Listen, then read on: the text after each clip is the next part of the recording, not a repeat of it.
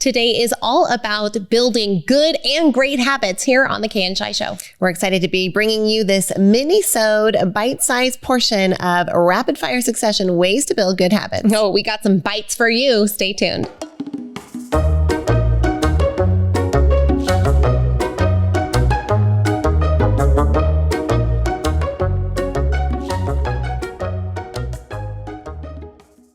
Do you find yourself losing control of your scroll on social media? If you do, then you want to stay tuned to join the Simply Social Club with Kay and I. We've got an awesome challenge for you where you have the opportunity to detox from social media for 48 hours, 7 days, 14, or even 31 days right along Shyla and I. So go to kayandshai.com/simplysocial and find out a little bit more, and hopefully you'll take a pledge alongside us. We'll see you in 2023. See you in the club. You're enjoying this episode on Angel Phoenix Productions Podcast Network. To explore a complete lineup of quality programs and media production services, head on over to angelphoenix.com or like our Facebook page at facebook.com/Angel Phoenix Productions.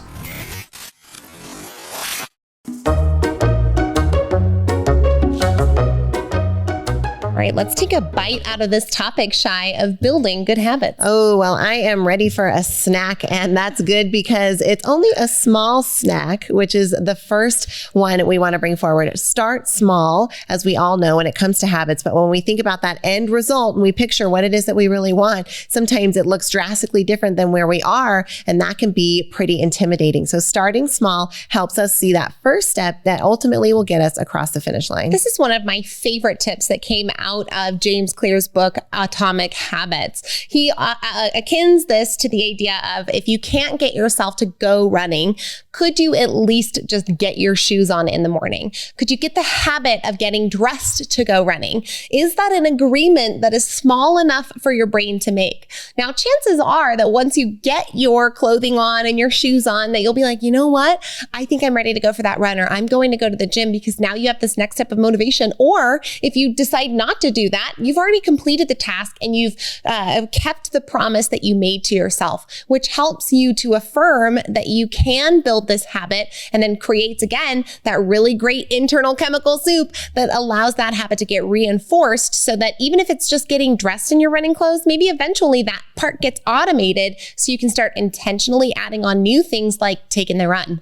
Well, that leads us well into number 2, which is add gradually, right? We start with the shoes, then we add a block walk, then we achieve a mile, then maybe we run the mile, and so on and so forth. But being able to add gradually allows us to take the smaller actions that literally move us down the path towards the direction of what it is that we want. But adding gradually allows our mind to build and make it one step at a time. Sometimes we can't make the leap, right, from where we are to where we want to go, which means adding gradually helps us see that progress and celebrate it along the way.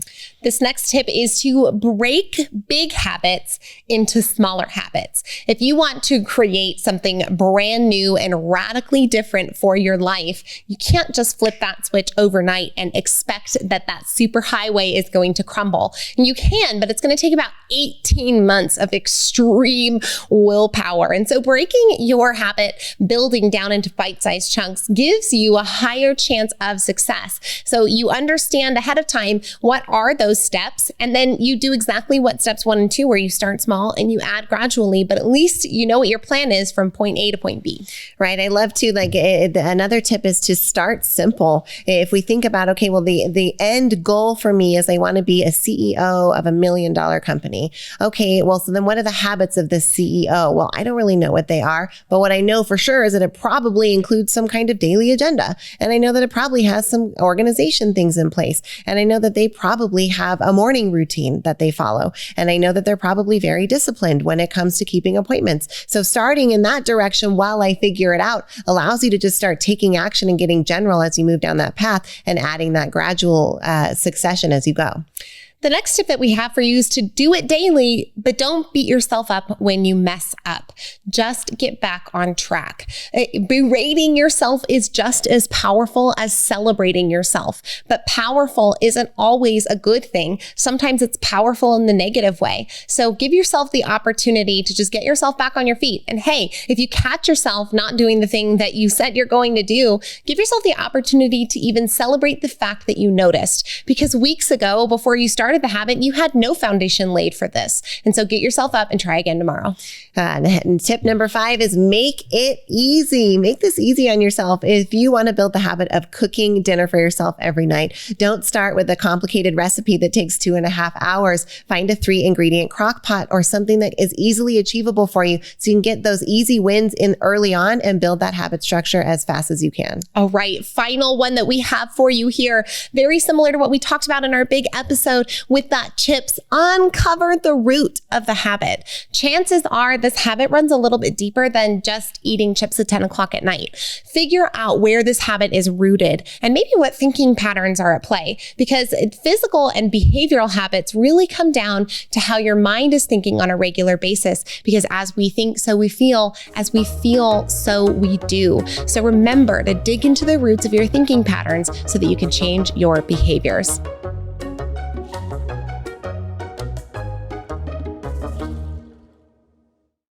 This podcast was a production of Angel Phoenix Productions. Explore more episodes of this show or other great shows on the Angel Phoenix Podcast Network by visiting angelphoenix.com. The views expressed in this show do not necessarily represent those of Angel Phoenix Productions or its advertisers and may contain language that's unsuitable for younger listeners.